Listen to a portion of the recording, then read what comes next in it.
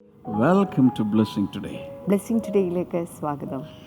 And these days we are enjoying more and more revelation about the fatherhood of God. ദൈവത്തിൻ്റെ പിതൃത്വത്തെക്കുറിച്ച് വളരെ വലിയ വെളിപ്പാടുകൾ ആസ്വദിച്ചുകൊണ്ടിരിക്കുകയാണ് ദിവസങ്ങളിൽ. Today we will be mainly focusing on the revelation of the Father in the New Testament. ഇന്ന് നമ്മൾ പ്രധാനമായിട്ട് പുതിയ നിയമത്തിലുള്ള പിതാവിൻ്റെ അല്ലെങ്കിൽ ദൈവത്തെക്കുറിച്ചുള്ള പിതാവിൻ്റെ പിതൃത്വത്തെക്കുറിച്ചുള്ള വെളിപ്പാടുകളാണ് നമ്മൾ കേൾക്കാൻ പോകുന്നത്. Are you interested? നിങ്ങളതിൽ താല്പര്യമുണ്ടോ? So continue with us till the end. അതുകൊണ്ട് ഒടുവിൽ വരെയും ഇത് തുടരുക. Do not quit in between. അതിനിടയിൽ നിങ്ങൾ മാറിപ്പോകരുത്. Because every day the Holy Spirit is giving us new revelation. കാരണം ഓരോ ദിവസവും പരിശുദ്ധാത്മാവ് പുതിയ പുതിയ വെളിപ്പാടുകൾ തന്നുകൊണ്ടിരിക്കുകയാണ്. If you have missed any episode in this series, go back. It is uploaded in the YouTube. Just watch it over and over. ഏതെങ്കിലും ഒരു episode നിങ്ങൾക്ക് മിസ്സായി പോയിട്ടുണ്ടെങ്കിൽ പുറകിലേക്ക് പോയി അത് കണ്ടെത്തി കാണണമെന്ന് ഓർപ്പിക്കുന്നു. All right, who are today's sponsors? ഇന്നത്തെ നമ്മുടെ സ്പോൺസർ എന്നുള്ളത് ആദ്യത്തെ നമ്മുടെ സ്പോൺസർ നിലമ്പൂരിൽ നിന്ന് ബീന ആണ് നമ്മുടെ ആദ്യത്തെ സ്പോൺസർ. നമുക്ക് ഒരുമിച്ച് ചേർന്ന് പ്രാർത്ഥിക്കാം. കർത്താവെ, സഹോദരി മഞ്ജുവിന് ഓപ്പറേഷന് ശേഷമുള്ള നടക്കുവാനുള്ള ഭയം മാറുവാനും ബലം ലഭിക്കുവാനും ഞങ്ങൾ പ്രാർത്ഥിക്കുന്നു. അതുപോലെ സഹോദരൻ ഹരിദാസിന് കാലിന് പൂർണ്ണ സൗഖ്യം ലഭിക്കുവാൻ ഞങ്ങൾ പ്രാർത്ഥിക്കുന്നു. കുടുംബത്തിൻ്റെ അനുഗ്രഹത്തിനായിട്ട് ഞങ്ങളിപ്പോൾ പ്രാർത്ഥിക്കുന്നു കർത്താവെ. അടുത്തതായിട്ട് പത്തനംതിട്ടയിൽ നിന്ന് പേര് വെളിപ്പെടുത്താൻ ആഗ്രഹിക്കാത്ത മറ്റൊരു വ്യക്തിയാണ് ഇന്നത്തെ സ്പോൺസർ. കർത്താവെ, തൻ്റെയും കുടുംബത്തിൻ്റെയും ആത്മീക വളർച്ചയ്ക്കായി ഞങ്ങൾ പ്രാർത്ഥിക്കുന്നു. ജോലി ലഭിക്കുവാനും വിവാഹം നടക്കുവാനും നല്ല ഭാവിക്കായിട്ടും സഹോദരിക്ക് കുഞ്ഞുണ്ടാകുവാനുമായിട്ട് ഞങ്ങൾ ഒരുമിച്ച് ചേർന്ന് പ്രാർത്ഥിക്കുന്നു.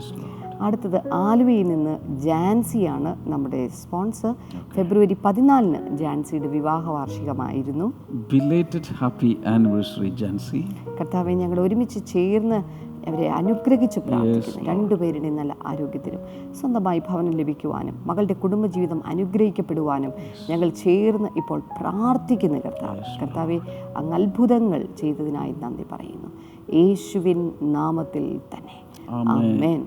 Once again, thank you so much today's sponsors. ഇന്നത്തെ സ്പോൺസേഴ്സിനോട് പ്രത്യേകമായി നന്ദി ഒരിക്കൽ കൂടി അറിയിക്കുന്നു. And to the viewers, this is my request. You can also join in the Lord's ministry by sponsoring or partnering with us. അതുമാത്രമല്ല എല്ലാ പ്രേക്ഷകരോടും ഇത് എൻ്റെ സന്തോഷവും അതുപോലെ തന്നെ അപേക്ഷയുമാണ്. നമുക്ക് ഒരുമിച്ച് ചേർന്ന് ഈ ഒരു ദൗത്യത്തിൽ പങ്കാളികളായി. Please take the details on the screen or go to our website for more details.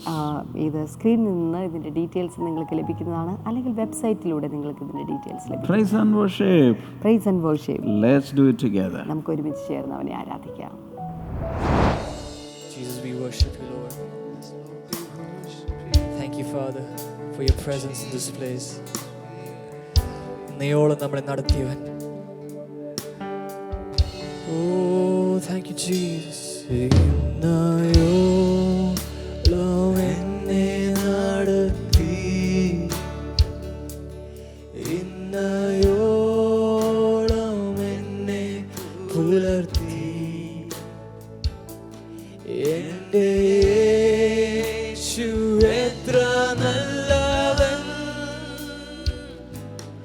അവനെന്നും എന്നും മതിയായവൻ.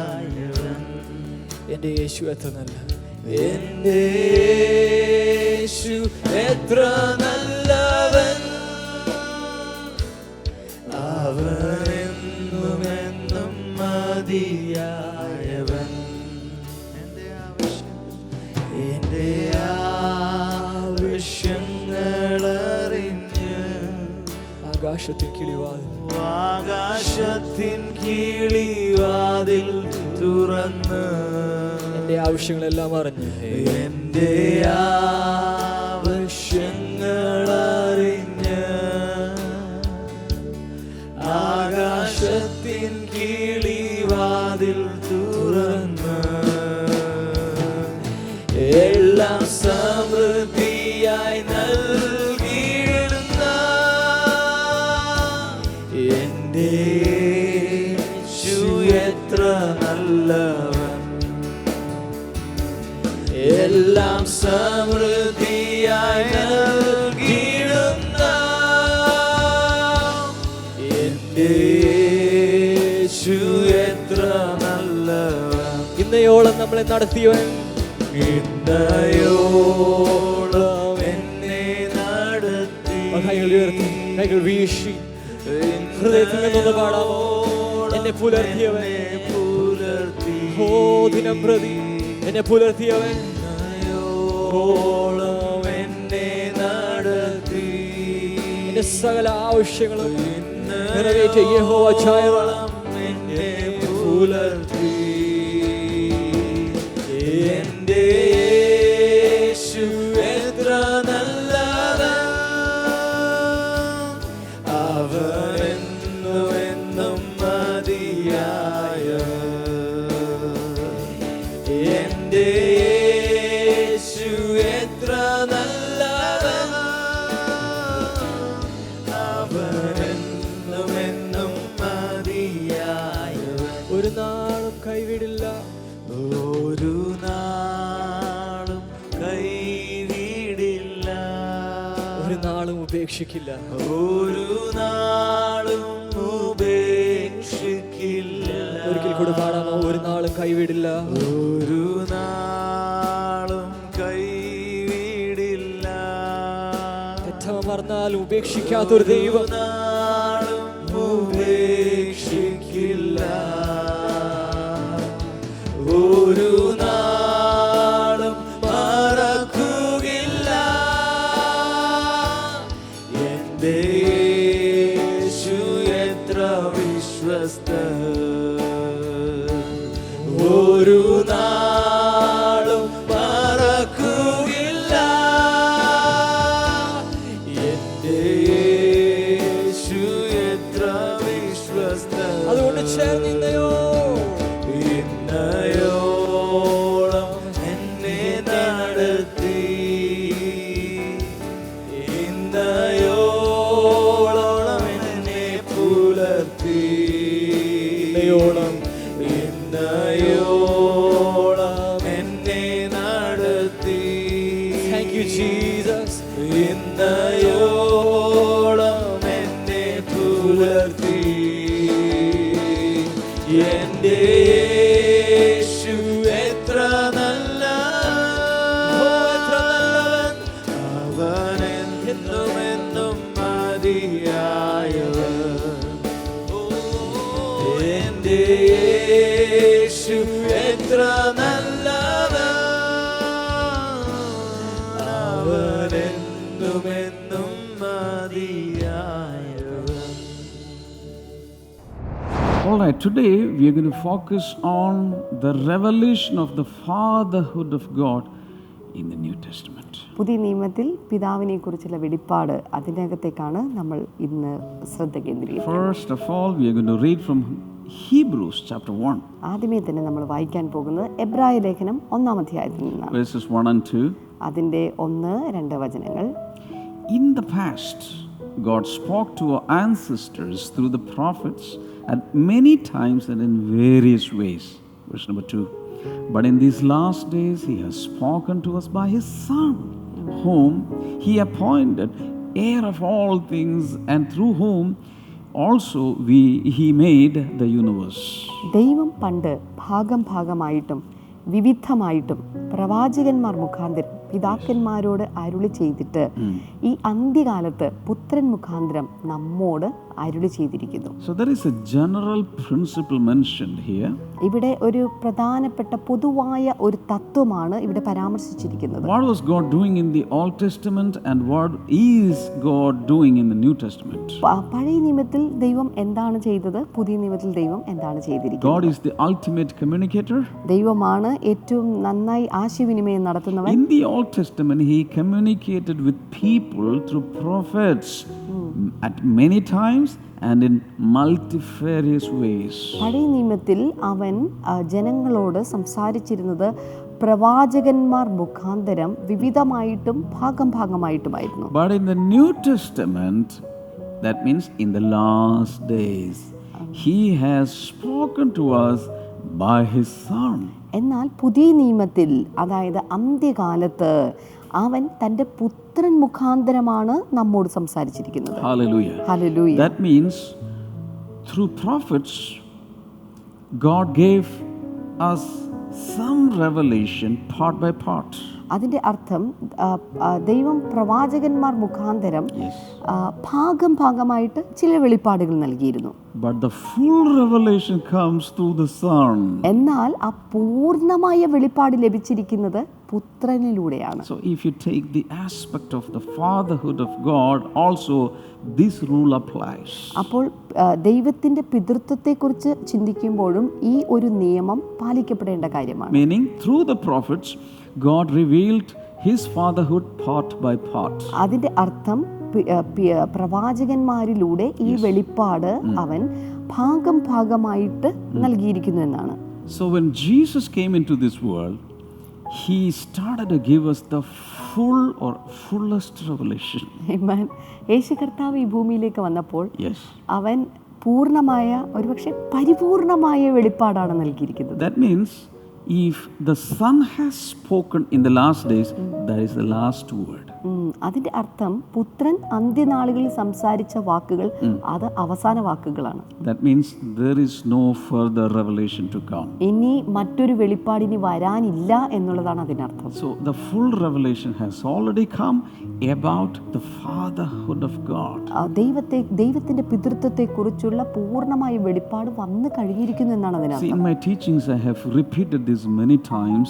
In the New Testament there are three major revelations, the strongest revelations about God. ദൈവത്തെക്കുറിച്ചുള്ള പുതിയ നിയമത്തിൽ പ്രധാനമായിട്ടും 3 ശക്തമായിട്ടുള്ള വെളിപ്പാടുകളാണുള്ളത്. Number one, God is our Father. ഒന്നാമത്തേത് ദൈവം നമ്മുടെ പിതാവാകുന്നു. Matthew 6:9. മത്തായിയുടെ സുവിശേഷം 6:9.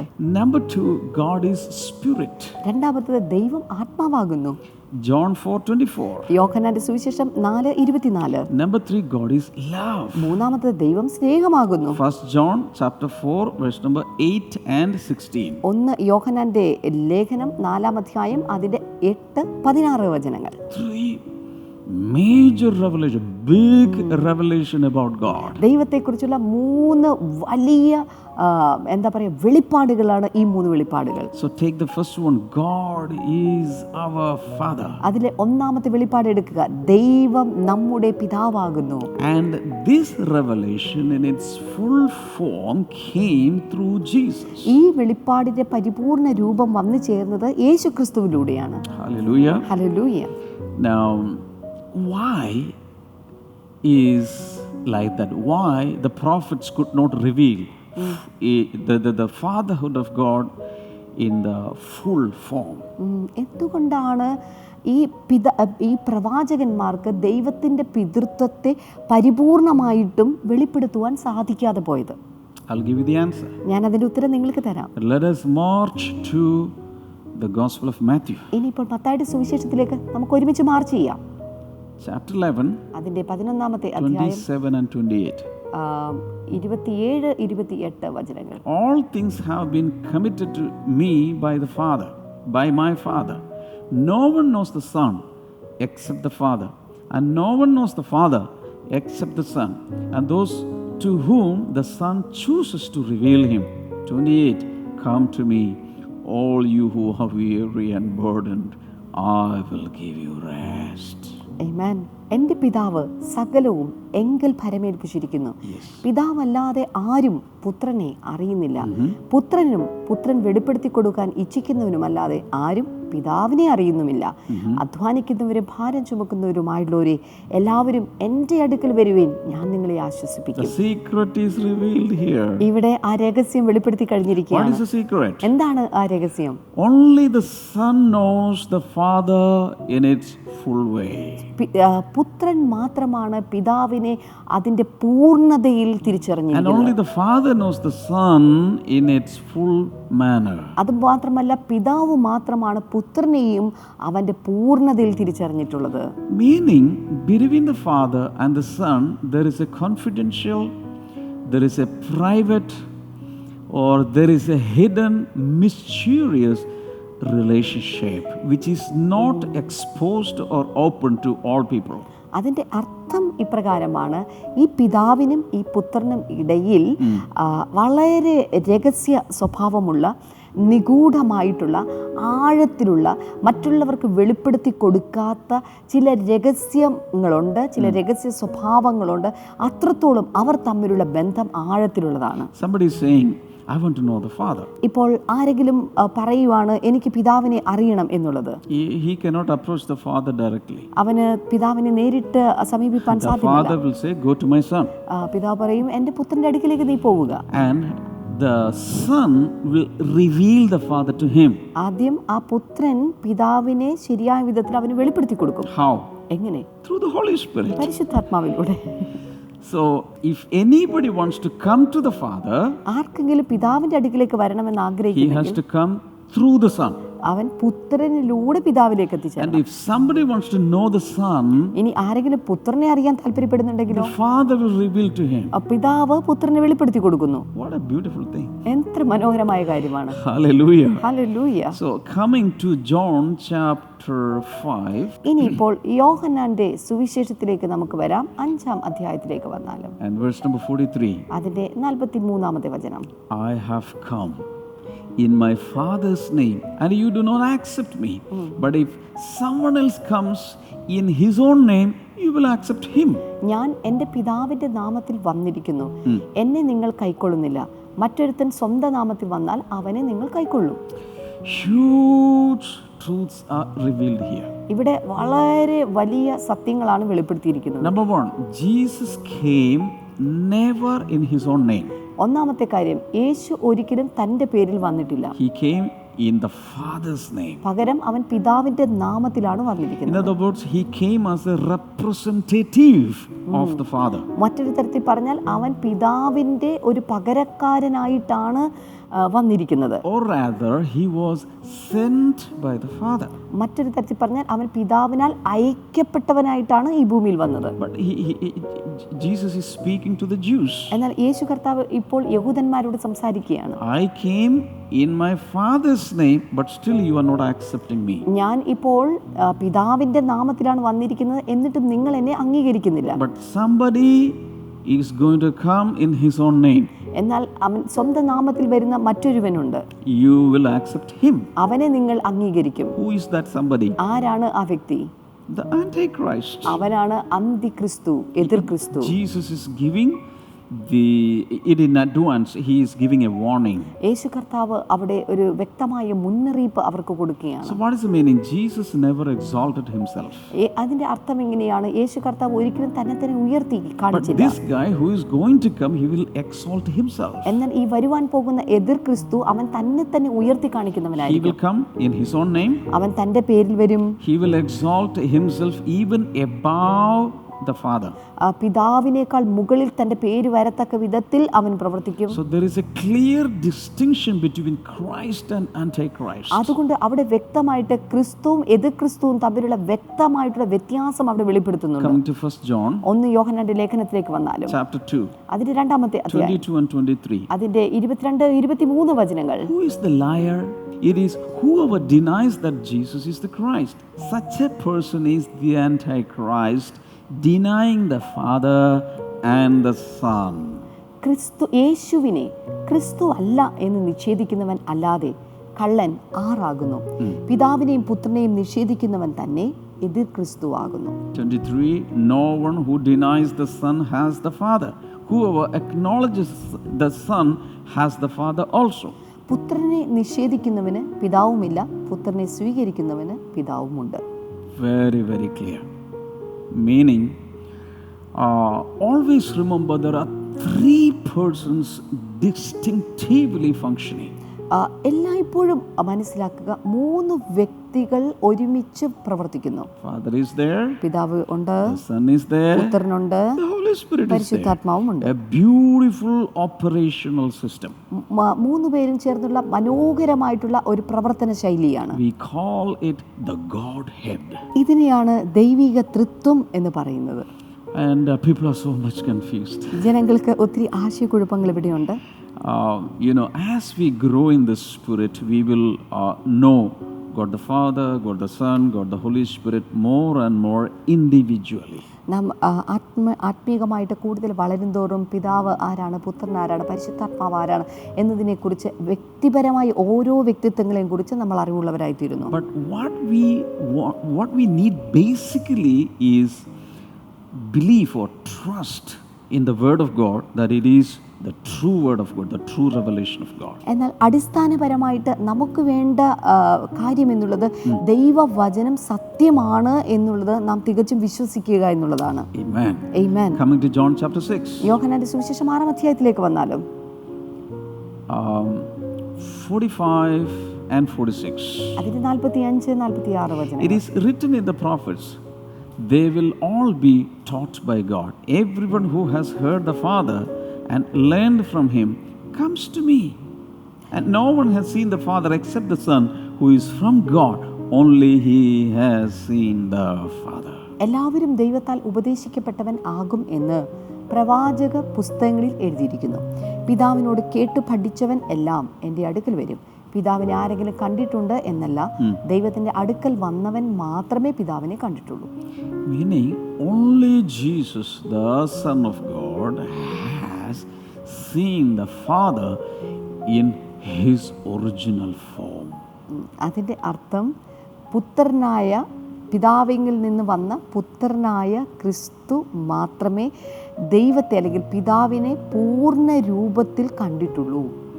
No other person has the ability or capacity to comprehend the Father's personhood. മറ്റ് ഒരു വ്യക്തിക്കും ഈ ഒരു പിതാവിനെ ഇത്രത്തോളം വിശദീകരിക്കുവാനുള്ള അല്ലെങ്കിൽ അവനെ വർണ്ണിക്കുവാനുള്ള കഴിവുകൾ ഉണ്ടായിരിക്കുന്നതല്ല.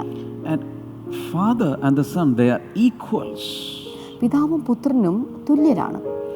And they can understand each other. അവർക്ക് പരസ്പരം മനസ്സിലാകുന്നു. They have a great love relationship between them. അവർക്ക് ഇടയിൽ വളരെ ശക്തമായ സ്നേഹബന്ധമാണുള്ളത്. So only the Son can reveal the Father.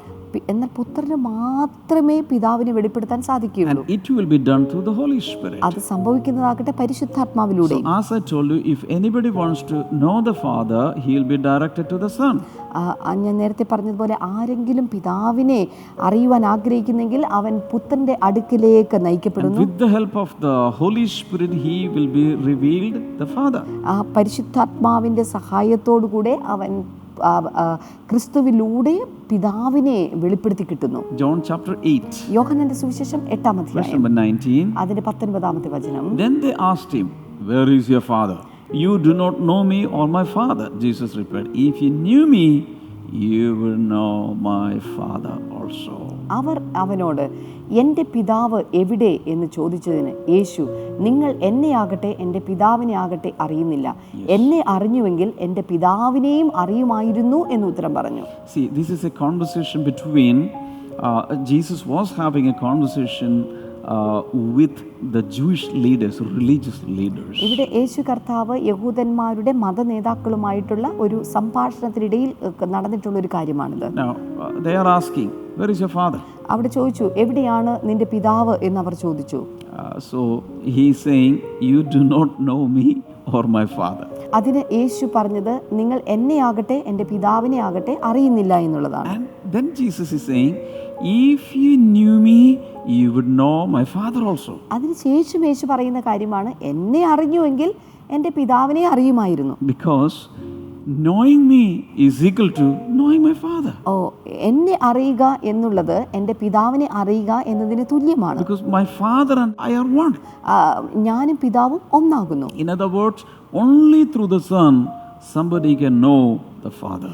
അതിൻ്റെ അർത്ഥം പുത്രനിലൂടെ മാത്രമേ പിതാവിനെ തിരിച്ചറിയുവാൻ സാധിക്കുകയുള്ളൂ. Hallelujah. Hallelujah. And I will give you some more scripture portions. 1-2 തിരുവചന ഭാഗങ്ങളൂടെ നൽകട്ടെ. You can note it down. നിങ്ങൾക്കത് എഴുതിയെടുക്കാൻ And സാധിക്കും. later you can read the whole entire scripture portion. അതിനുശേഷം നിങ്ങൾക്കത് മുഴുവനായിട്ട് പിന്നീട് വായിക്കാൻ This സാധിക്കും. is from John chapter 17. ഇത് യോഹന്നാന്റെ സുവിശേഷം 17-ാം അധ്യായത്തിൽ This chapter is known as the high priestly prayer of Jesus. ഇത് യേശു കർത്താവിന്റെ മഹാപൗരോഹിത്യ പ്രാർത്ഥന എന്ന പേരിൽ അറിയപ്പെടുന്ന അധ്യായമാണിത്. Read chapter 17, verse number 1, അത് 17-ാം അധ്യായത്തിന്റെ 1-ാമത്തെ വചനം വായിച്ചാലും verses 5 and 6, അതിന്റെ 5-6 വചനങ്ങൾ, verses 24 up to 26. അതിന്റെ 24 മുതൽ 26 വരെയുള്ള വേദഭാഗങ്ങളും. Just a few things we will just read now.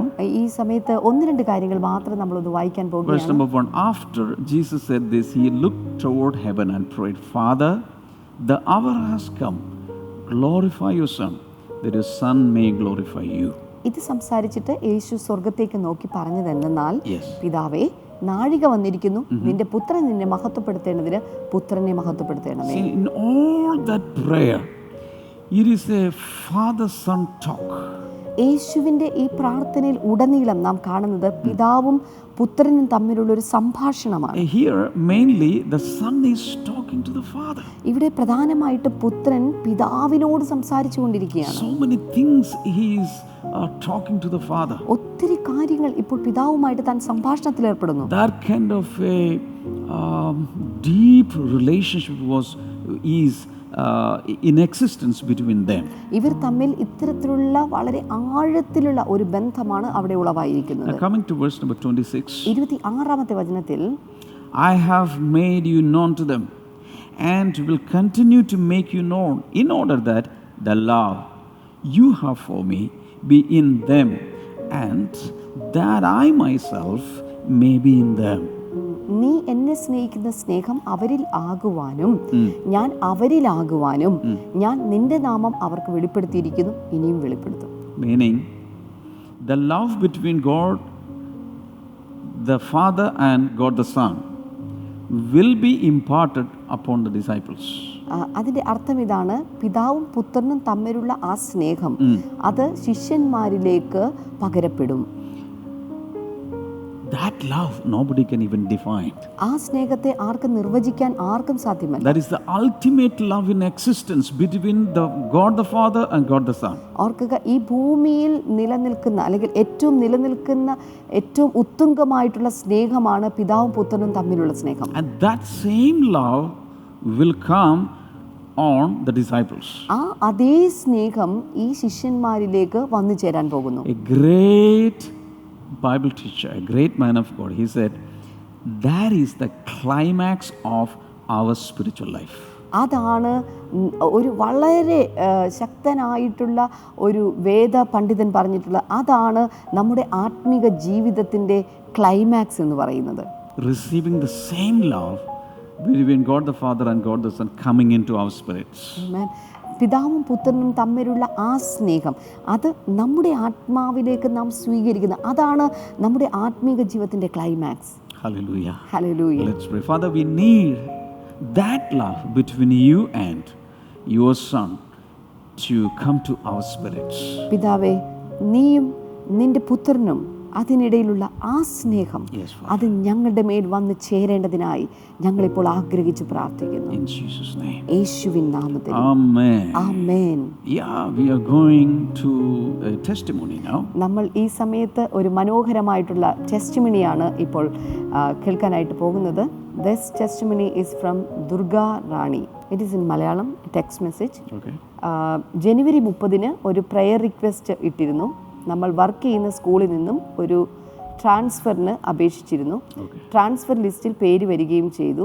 അവിടെ നിന്നും പോയാൽ സ്കൂളിൻ്റെ പുരോഗതിക്ക് തടസ്സം നേരിടും എന്ന കാരണത്താൽ അത് ക്യാൻസൽ ചെയ്യാൻ മനുഷ്യരാൽ കഴിയുന്ന കാര്യങ്ങൾ എല്ലാം ചെയ്തു. ഇനി ഒന്നും ചെയ്യാൻ സാധിക്കില്ല എന്ന് അറിയിപ്പും കിട്ടി. എല്ലാവരും വിഷമത്തിലായി. യേശുവിന് അസാധ്യമായി ഒന്നുമില്ലല്ലോ എന്ന് വിശ്വസിച്ചുകൊണ്ട് സാറിന് ഞാനൊരു പ്രെയർ റിക്വസ്റ്റ് അയച്ചിരുന്നു. സാറിൻ്റെയും ബ്ലെസ്സിങ് ടുഡേ ഫാമിലിയുടെയും പ്രാർത്ഥനയ്ക്ക് ഫലമായി ഒരു അത്ഭുതം സംഭവിച്ചു. ഇനി ഒരിക്കലും കഴിയില്ല എന്ന് കരുതിയിരുന്ന ട്രാൻസ്ഫർ ലിസ്റ്റ് ക്യാൻസലായി. പ്രാർത്ഥിച്ചതിന് വളരെയധികം നന്ദി. ഇതെൻ്റെ ഒരു സാക്ഷ്യമായി സ്വീകരിക്കണം എന്ന് താഴ്മയായി അപേക്ഷിക്കുന്നു. Hallelujah.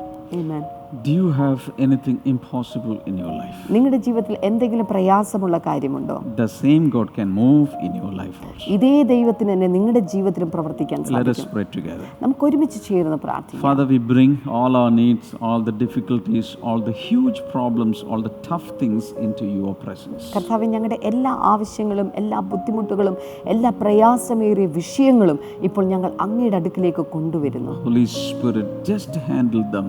Solve all the problems. Heal the sick people now. കർത്താവെ, ഇപ്പോൾ ഈ പ്രശ്നങ്ങളെ ഓരോന്നും അങ്ങ് പരിഹരിച്ച് കർത്താവെ അങ്ങ് സൗഖ്യമാക്കണമേ എന്ന് ഞങ്ങൾ പ്രാർത്ഥിക്കുന്നു. Thank you for healing all the asthmatic people. കർത്താവെ, ഇപ്പോൾ എല്ലാ ആസ്മയുടെ അസുഖമുള്ള വ്യക്തികളെയും അങ്ങ് സൗഖ്യമാക്കിയതിനായി നന്ദി. Receive your healing right now. ഈ സമയത്ത് അങ്ങയുടെ സൗഖ്യത്തെ ഞങ്ങൾ ഇപ്പോൾ സ്വീകരിക്കുന്നു. And very serious skin disease, the Lord is healing now. ഇപ്പോൾ വളരെ ഗുരുതരമായിട്ടുള്ള സ്കിൻ ഡിസീസുകൾ, ത്വക്കിൻ്റെ രോഗങ്ങൾ ഇപ്പോൾ In സൗഖ്യമാവുകയാണ്. Jesus' name, something like psoriasis, the Lord is healing. സൊറായസിസ് പോലുള്ള രോഗങ്ങൾ കർത്താവ് ഇപ്പോൾ സൗഖ്യമാക്കുകയാണ്. In Jesus' name, I pray for barren wombs. അതുപോലെ തന്നെ വന്ധ്യതയുള്ള ഉദരങ്ങൾക്കായി ഞാനിപ്പോൾ പ്രാർത്ഥിക്കുന്നു. Lord Jesus, bless them with children. കർത്താവ് ഇപ്പോൾ കുഞ്ഞുങ്ങളെ നൽകി അവരെ അനുഗ്രഹിക്കണമേ. Thank you, Jesus. Thank you, Jesus. And all the relationship issues in families be gone in Jesus' name. അതുപോലെ തന്നെ എല്ലാ കുടുംബങ്ങളിലുള്ള സ്വരച്ചേർച്ചയില്ലായ്മകൾ, കർത്താവെ ബന്ധങ്ങളിലുള്ള പ്രശ്നങ്ങൾ ഇപ്പോൾ മാറിപ്പോകട്ടെ. Solve financial problems, Father. കർത്താവെ എല്ലാ സാമ്പത്തിക പ്രശ്നങ്ങളെയും അങ്ങ് I'm പരിഹരിക്കണം. requesting all of you to stretch forth your hands towards the screen. ഇപ്പോൾ ഈ സ്ക്രീനിലേക്ക് എല്ലാ പ്രിയപ്പെട്ടവരും നിങ്ങളുടെ കൈകളൊന്ന് നീട്ടിപ്പിടിച്ചു. Thank you, Lord Jesus, for touching them right now. കർത്താവെ, ഇപ്പോൾ അങ്ങ് ഇവരെ തൊട്ടതിനായി Touch നന്ദി. them right now, Father. കർത്താവെ, അവരെ Touch them right now, Father. കർത്താവെ തൊടണമേ. In Jesus' name. യേശുവിൻ നാമത്തിൽ. Amen. Amen. Thank you so much for watching today's Blessing Today. Blessing today ഇന്ന് വാച്ച് ചെയ്തതിന് പ്രത്യേകമായി നന്ദി. Tomorrow is Sunday and we are going to have 2 services, online and physical. നാളെ ഞായറാഴ്ചയാണ്. നമുക്ക് 2 ആരാധനകൾ നമുക്ക് ഓൺലൈനായിട്ട് കാണാൻ സാധിക്കും. 8 o'clock English service is there. 8 മണിക്ക് ഇംഗ്ലീഷിലുള്ള ആരാധനയുണ്ട്. At 10 o'clock we have English and Malayalam. എന്നാൽ 10 മണിക്ക് ഇംഗ്ലീഷിലും മലയാളവും കൂടെ ചേർന്നുള്ള ഒരു You can service ആണ്. attend this through our online platforms like YouTube and Facebook. ഈ On the second service you can watch on Harvest TV also. ഈ സർവീസുകൾ നിങ്ങൾക്ക് ഓൺലൈനായിട്ട് യൂട്യൂബിലും അതുപോലെ തന്നെ ഫേസ്ബുക്കിലും കാണാൻ സാധിക്കും. എന്നാൽ സെക്കൻഡ് സർവീസ് നിങ്ങൾക്ക് ഹാർവസ്റ്റ് ടിവിയിലും കാണാൻ സാധിക്കും. And many of our blessing centers are open. You can go there locally and enjoy the worship service. അതുപോലെ തന്നെ നമ്മുടെ മറ്റ് ബ്ലെസ്സിംഗ് സെന്ററുകളെല്ലാം ഓപ്പൺ ചെയ്തിട്ടുണ്ട്. നിങ്ങൾക്ക് നേരിട്ട് പോയി ആരാധനയിൽ പങ്കെടുക്കാൻ സാധിക്കും. Blessing Today books are available on Amazon. Blessing today പുസ്തകങ്ങൾ ആമസോണിലൂടെ ഇപ്പോൾ ലഭ്യമാണ്. All the details are given on the website. എല്ലാ ഡീറ്റെയിൽസും നമ്മുടെ ബ്ലെസ്സിംഗ് ടുഡേയുടെ വെബ്സൈറ്റിൽ നിന്ന് നിങ്ങൾക്ക് ലഭിക്കും. Remember to subscribe YouTube channel Blessing Today. Blessing today YouTube channel subscribe ചെയ്യാൻ മറക്കരുത്. Through this TV program or this video we can meet on Monday. ഈ TV പ്രോഗ്രാമിലൂടെ നമുക്ക് വീണ്ടും തിങ്കളാഴ്ച കാണാം. God bless you and bye-bye. ദൈവം നിങ്ങളെ എല്ലാവരെയും ധാരാളമായി അനുഗ്രഹിക്കട്ടെ. ബൈ. ഒരു നാളും കൈവിടില്ല, ഒരു നാളും ഉപേക്ഷിക്കില്ല. ഒരു നാളും ഉപേക്ഷിക്കില്ല. ഒരിക്കൽ കൂടെ പാടാമോ? ഒരു നാളും കൈവിടില്ല. ഒരു നാളും കൈവിടില്ല. തെറ്റമർന്നാലും ഉപേക്ഷിക്കാത്തൊരു ദൈവം. നാളും ഉപേക്ഷിക്കില്ല. ഒരു നാളും മറക്കുകയില്ല. എന്റെ യേശു എത്ര വിശ്വസ്തൻ. ഒരു നാളും മറക്കുകയില്ല. എന്റെ യേശു എത്ര വിശ്വസ്തൻ. അതുകൊണ്ട് ചേർന്നിന്നയോ ഇന്നയോളം എന്നെ നടത്തി. ഇന്നയോളം എന്നെ പുലർത്തി. ഇന്നയോളം ഇന്നയോളം എന്നെ നടത്തി. Thank you, Jesus. ഇന്നയോളം എന്നെ പുലർത്തി. എൻ്റെ